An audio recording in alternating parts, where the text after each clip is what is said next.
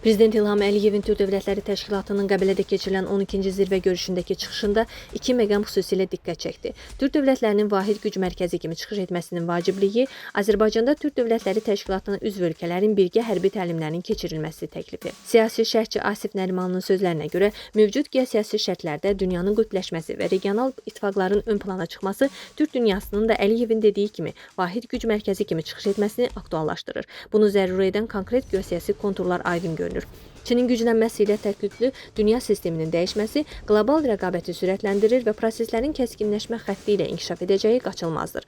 Bu, regional ölkələri seçim qarşısında qoyur. Ya cəbhələşmədə yer almaqla rəqabətdə iştirak etmək, ya da regional güc formalaşdırmaqla qlobal siyasətdə oyuncuya çevrilmək. Prezidentin bəhs etdiyi vahid güc mərkəzi geosiyasi rəqabətdən zərər görməmək, əksinə hər iki qütbün Çin və Amerika Birləşmiş Ştatlarının maraq dairəsində olmaq baxımından vacibdir. Orta dəhliz uğrunda mübarizədə bu praktiki şəkildə baş verdi. Biden administrasiyasının Çinin kənarda qaldığı Mərkəzi Asiyadan Avropaya uzanan marşrutu nəzarətə götürmək planında izlədiyi Ermənistan vektorlu siyasət Bakı və Ankaranın maraqlarını vururdu. Avropa İttifaqı orta dəhlizdə mövqe əldə etmək naminə Türkiyə və Azərbaycanı nəzərə almadan Mərkəzi Asiya ölkələri ilə anlaşmalar əldə etməyə çalışdı. Səmərqənd sammitinin nəticələri Türk coğrafiyasının birliyi üçün heç də arzu olunan deyildi. Çinin bu rəqabətdən daha az zərər görmək üçün orta dəhlizin aktuallığını azaldacaq gedişlər etdiyi müşahidə olunur, xüsusilə Rusiya və İranla yaxınlaşması fonunda. Amerika Birləşmiş Ştatlarının Zəngəzur dəhlizinə gəlişi TRIP layihəsi orta dəhlizdəki rəqabəti kəskinləşdirəcək, çünki Trump Bidendən fərqli olaraq konkret nəticə əldə edib Mərkəzi Asiyada daha da möhkəmlənməyə çalışacaq.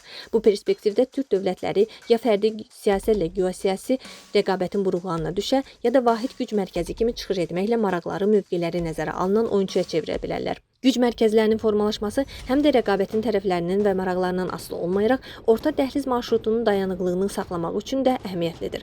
Bunun üçün komponentlərdən biri Əliyevin təklif etdiyi hərbi əməkdaşlıqdır. Türk dövlətlərinin regional güc mərkəzi olma perspektivi təhlükəsizliyi təmin etmək qabiliyyətindən böyük ölçüdə asılıdır. Türk NATO-su qurula bilərmi? Türk dövlətlərinin Azərbaycanda birgə hərbi təlimlər keçməsi təklifi bu sualı ön plana çıxarır. Hərçənd belə bir perspektiv mövcud şərtlərdə reallığı o qədər də yaxın görünmür. Birincisi, hərbi əməkdaşlığın rəsmi ittifaq müstəvisinə keçməsi bütün tərəfləri, Amerika Birləşmiş Ştatları, Avropa, Rusiya, İran, Çini narahat edəcək perspektivdir və belə bir perspektivdə Türk coğrafiyası geosiyasi mübarizə poligonuna çevrilmə riski ilə üzləşə bilər. İkincisi, Türk Dövlətləri Təşkilatı üzvlərinin hərbi ittifaqa qoşulması texniki baxımdan çətindir. Türkiyə və Macarıstan NATO, Qazaxıstan, Qırğızıstan, Özbəkistan kollektiv təhlükəsizlik müqaviləsi təşkilatına, Azərbaycan isə qoşulmama hərəkatının üzvüdür. Lakin Türk dövlətlərinin birgə hərbi təlimlərinin keçirilməsi qeyri-siyasi ittifaq formalaşdıra və Şuşa bəyannaməsi kimi sənədlə bunun arxitekturası yaradıla bilər.